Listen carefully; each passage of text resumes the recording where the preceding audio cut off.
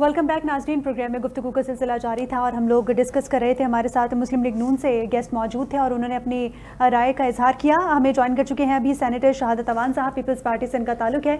बहुत शुक्रिया शहादत साहब, आपने अपना कीमती वक्त दिया। आपसे ये जानना चाहेंगे जो आज फैसला आया है मखसूस नशिस्तों के हवाले से, उस पर पीपल्स पार्टी का क्या मौक़िफ़ है? क्योंकि नून लीग तो बड़ी खुश नज़र आ रही है और उनकी जानिब से कहा जा रहा है कि ये फैसला जो है वो नून लीग की फेवर में आया और बिल्कुल ठीक आया, आईनी फैसला था। आप क्या कहेंगे?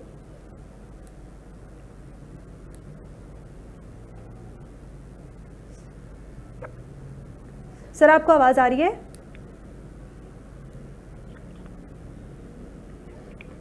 हेलो जी सर, आपको आवाज आ रही है?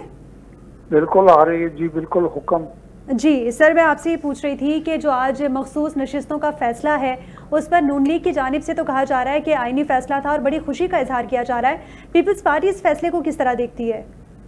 देखिए, अंडरस्टूड सी बात है कि ये फैसला आ नहीं रहा, आ चुका है फैसला जी। और कोर्ट का जो फैसला है, डेफिनेटली मैं समझता हूँ कि ये तो फैसला पहले पेशावर हाई कोर्ट का जो फैसला था वही वाला फैसला जो है अपग्रेड किया। आपको याद होगा कि 25 मार्च जो है 24 को जो है, बल्कि 14 मार्च 24 का फैसला था जिसका डिटेल जजमेंट 25 मार्च 24 को आया था जी। जिसको जो है सुन्नी इत्तेहाद कौंसिल ने जो है उसको चैलेंज किया था और ये जो है 12 जुलाई 24 को सुप्रीम कोर्ट के जो है 13 जजेस जो थे उन्होंने जो फैसला दिया था, उन्होंने आपको याद होगा 39-41 वाला जो फैसला था उसकी नजरसानी की अपील थी और आज जो फैसला आया है वो वाला है।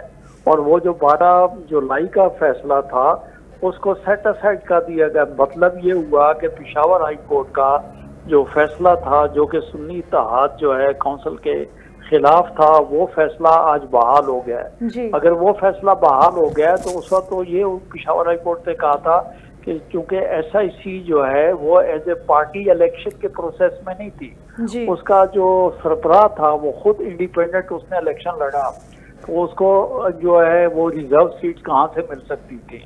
तो उसके बाद डेफिनेटली जो पार्लियामान को तो मुकम्मल होने का था, तो जो भी रेशो बनता था बाकी जो पॉलिटिकल पार्टीज थी उनमें सीटें जो हैं वो डिवाइड हो गई थी और उसको चूंकि 12 जुलाई को जो है उसको कर दिया गया फैसला सेट असाइड, उसका आज हो गया, तो डेफिनेटली उस पोजीशन पे हम चले जाएंगे जो है 14 मार्च से पहले का इलेक्शन कमीशन का जो व्यू पॉइंट था।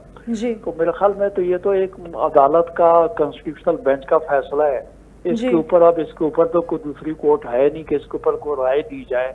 तो एक छोटा सा पॉइंट मैंने आपको कहा ना कि इसके अंदर ये था कि जो पार्टी इलेक्शन में नहीं है रिजर्व सीट उसी की होती है जो पार्टी इलेक्शन लड़ती है। और आपको मालूम है कि जो पार्टीज इलेक्शन में जाती हैं तो एक तो उनके अपने कैंडिडेट्स होते हैं जिनको वो टिकट्स अवार्ड करती हैं और उसके साथ जिनको उन्होंने रिजर्व सीट देनी होती हैं उनके भी जो कट डेट होती है उस वक्त तक नॉमिनेशन पेपर्स दाखिल किए जाते हैं।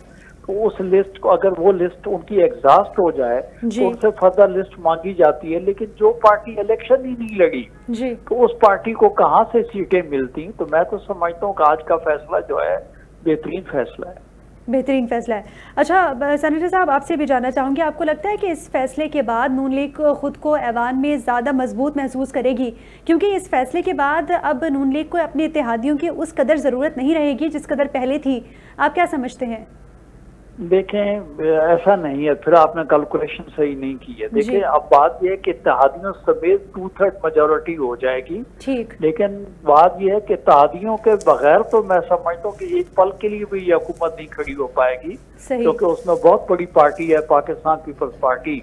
अगर पाकिस्तान पीपल्स पार्टी उसमें से माइनस हो जाए तो गवर्नमेंट देखिए जो कि होना नहीं चाहिए वैसे, लेकिन हम जनरल एक बात कर रहे हैं। पहली बात तो ऐसा नामुमकिन सी बात है, क्योंकि आप देखें कि जिस तरीके से सहारा पाकिस्तान पीपल्स पार्टी ने दिया हुआ है, अभी रिसेंट देख लें कि जिस तरीके से बिलावल भुट्टो जरदारी साहब ने पाकिस्तान का ब्रीफ जिस तरीके से आलमी लेवल आलमी सतह के ऊपर होल्ड किया, तो मैं समझता हूं कि ये तो ना सोचने वाली बात है कि हुकूमत जो है पाकिस्तान पीपल्स पार्टी के बगैर जो है वो अपनी पहली बात तो उड़ान भर नहीं सकती, और वो मतलब बिल्कुल जो है अक्लमंद लोग हैं, इस किस्म की वो सोच नहीं रखते। और ना वो मतलब इस किस्म की कोई बात मुमकिन है। सही सही। अच्छा, आपसे ये भी जानना चाहूँगी, बैरिस्टर गौहर साहब ये कह रहे हैं कि हम पुरुमीद हैं कि जब 26वीं आईनी तरमीम ख़त्म होगी तो हमें भी इंसाफ मिलेगा, क्योंकि भुट्टो को भी इतने साल बाद इंसाफ मिला, तो हम भी पुरुमीद हैं कि हमें भी ज़रूर इंसाफ मिलेगा। क्या कहेंगे इस हवाले से? देखिए, उम्मीद तो कोई आदमी भी कर सकता है। बैरिस्टर साहब एक एडवोकेट है, हर वकील जो भी कोर्ट में जाता है वो उम्मीद लेकर ही जाता है जी।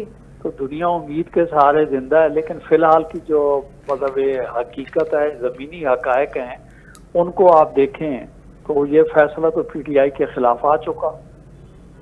सही। अच्छा, ये भी आपसे जानना चाहूँगी, बतौर सीनियर सियासतदान आपका माशाल्लाह तजुर्बा है, आप समझते हैं कि बानी पीटीआई जो है वो जल्द रिहा होते हुए आपको नज़र आ रहे हैं? ये तो बात ये है कि किसी नजूमी से पूछें, किसी जादूगर से पूछें जी। बात ये है कि ये तो अदालतों में है, न मैं उनका वकील हूँ ना उनका प्रोसिक्यूटर हूँ। तो मैं तो ये समझता हूँ कि फिलहाल तो जो मौजूदा पोजीशन है उनकी कन्विक्शन भी हैं, केसेस भी हैं जी। और मजीद केसेस जो हैं वो अभी चलने भी हैं जी। और अभी तो मेन जो केस है 9 मई वाला वो अपनी जगह है। और अभी तो ये है कि बानी पीटीआई जो है वो ईमन के उन्होंने इन्वेस्टिगेटिंग एजेंसी जो है उसके साथ तावन करने से इनकार किया हुआ है। तो अभी तो दिल्ली दूरस्त। सही सही। अच्छा, आप ये भी समझते हैं कि क्या उनको माइनस कर दिया गया है? क्योंकि हम अगर पीटीआई की बात करें तो पीटीआई में हमें इस वक्त धड़ेबंदी नज़र आ रही है। एक जानिब कुछ पार्टी के रहनुमाओं की जानिब से बयान दिया जाता है कि अलीमा खान अच्छे से तमाम तर मामलात को मैनेज नहीं कर रही, तो माइनस करने के भी इम्कानात हैं, आप समझते हैं? देखें, गुजारिश ये है कि पाकिस्तान पीपल्स पार्टी जो है ना वो जमहूरियत को आगे बढ़ाना चाहती है। हम दूसरों के खानगी जो मसले मसाइल हैं उसमें मैं अपनी राय का क्या इजहार करूं? ये तो किसी आप पीटीआई वाले से पूछें जो बेहतर तौर पे हालात जानता समझता। हम तो आप जो मीडिया वाले लोग हैं उन पर वो हम तकिया करते हैं जी। ये बात तो बिल्कुल बादी नजर में नजर आती है कि वहाँ बहुत से ग्रुप्स हैं।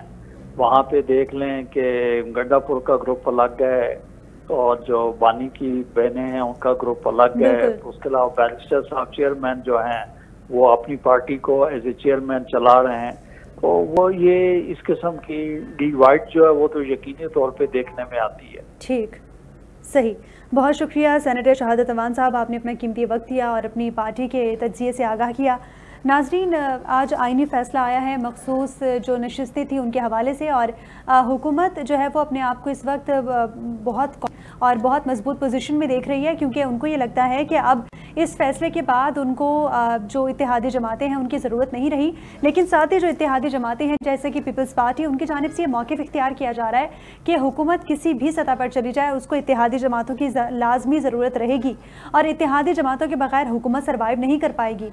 और साथ ही अगर पीटीआई की बात करें तो पीटीआई इस वक्त बहुत ज़्यादा इस फैसले पर गम गुस्से का इजहार कर रही है और पीटीआई के बहुत सारे रहनुमा हैं जिनकी जानिब से ये कहा जा रहा है कि ये फ़ैसला आईनी नहीं है और हम इस फैसले पर एहतजाज भी करेंगे। अब सवाल ये है कि अगर पीटीआई की जानिब से इस फैसले पर एहतजाज किया जाता है तो क्या हुकूमत इस पोजीशन में है कि वो तमाम तर मामलात को बहुत अच्छे तरीके से टैकल कर लेगी? तो नाज़रीन, प्रोग्राम का वक्त अपने इख्तिताम को पहुँचा। मुझे और मेरी पूरी टीम को इजाज़त दीजिए। अल्लाह हाफ़िज़।